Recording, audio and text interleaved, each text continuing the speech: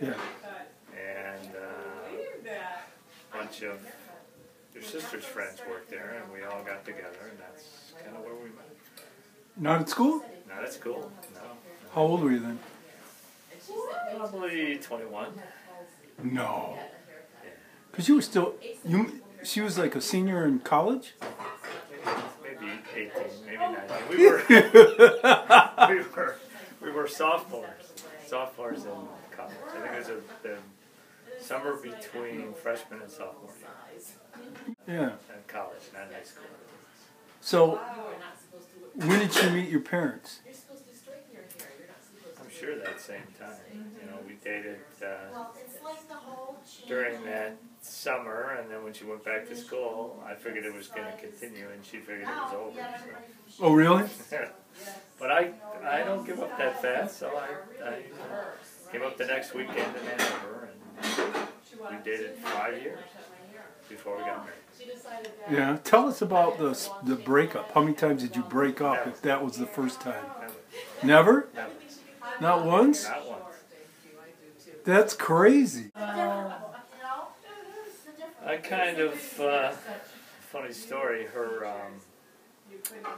girlfriend, Trish, went after me, and I kind of ignored her and went after Emily.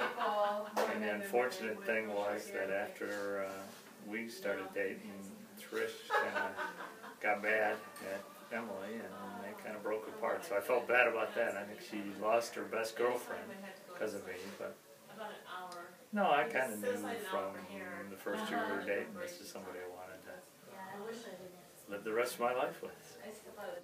My dad used to tell my mom, I found this afterwards, that your sister and I would go out, I'd go shopping with her, and he just couldn't understand it. He said, how can he shop with her? You know, he shouldn't do that. Shopping's boring. We just enjoyed being together. Great story, yeah. I met Ruth. I came to pick her up for a date. I had a Volkswagen van at the time. Her mother was sitting there saying, you're going to take my daughter out in that truck. And with the curtains and everything, Pinky jumped in and said, Mom, it's just a van. There's nothing wrong with that. And then we went out and came home about midnight, and your mom was in the kitchen in her underwear eating fried egg, and your sister was, I thought she was going to die. She was so embarrassed, but it didn't bother your mother at all. She just kept talking. Was she sober? Maybe. Maybe. Do you know if she was working then, or did just... I think she may have been out at the one of the lounges. So I think she was feeling pretty. We used to laugh about her dad always had a project. Every time I came over, he pulled me aside to show me what project he was going to do and how he was going to do it. And great guy, though. Great guy. But I will tell you, I don't know if it was police background, but he was the absolute worst driver I have ever ridden with. I rode with him to pick up something, and oh my goodness. Was he sober? Yeah. He's just a police driver. You know, police guys, they drive. You know, there's no rules. But good guy, and Ruth, you know, nobody was good enough to date Ruth's daughter. So. And some were intimidated, some of the guys were intimidated by that, but I didn't let her bother me. No, she was great.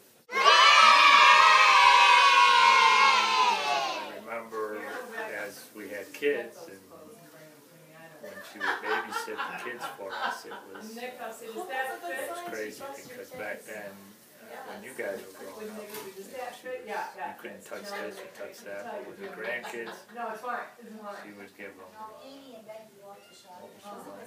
black velvet. They'd give them black velvet. They would eat whatever they wanted, and inevitably they'd come home and either throw up, or the next day their diaper would just blow up. True story. I finally told your sister, I said, you gotta have a conversation with your mom. We can't keep bringing them over and having them do that. I remember I was at work, and I can't believe I wasn't with your sister when she went to the doctor, but I was at work and I got a phone call, and she said, "Come on in." She says, "I've got, the doctor did an ultrasound." I said, "Yeah." And she says, "Yep, she saw one head, and she saw the other, and that's how I found out we were going to have twins." And I kind of gulped and said, we'll deal with it. Do you know they were girls? We did not. We did not want to know. We were offered the opportunity, but we said no. So the fun part there was we needed to come up with 4 names because we didn't know if there would be a boy and a girl, 2 girls, or 2 boys. So we had 4 names. Do you remember the boys' names? Matthew, Brian. We had the girls' names pretty quick, but the boys' names. You know, the big moments. Obviously, all the school plays and the activities where our kids were hams, and they wanted to get up in front, and they were never shy. One thing about having twins is they always had their best friends, so nothing intimidated those girls. And Elizabeth was the same way. I think as they got into sports later on in their life, it was fun to watch them excel and be leaders and captain. It was also, one thing I remember is Elizabeth going out for the school play and getting a lead role as a senior and walking in there and watching her act and just being amazed at all these little plays that Natalie and Katie and Becky used to do, and then to watch her as a senior go up there and act. It was pretty cool.